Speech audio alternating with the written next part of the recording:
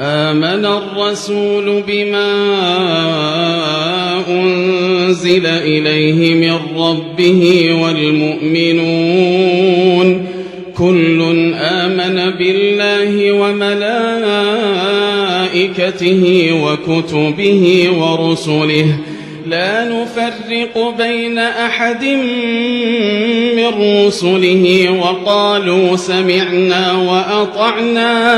وقالوا سمعنا وأطعنا غفرانك ربنا وإليك المصير لا يكلف الله نفسا إلا وسعها لها ما كسبت وعليها ما اكتسبت ربنا لا تؤاخذنا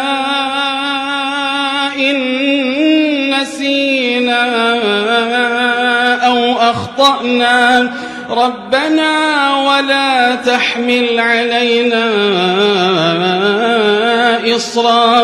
إصرا كما حملته على الذين من قبلنا ربنا ولا تحملنا ما لا طاقة لنا به واعف عنا واغفر لنا وارحمنا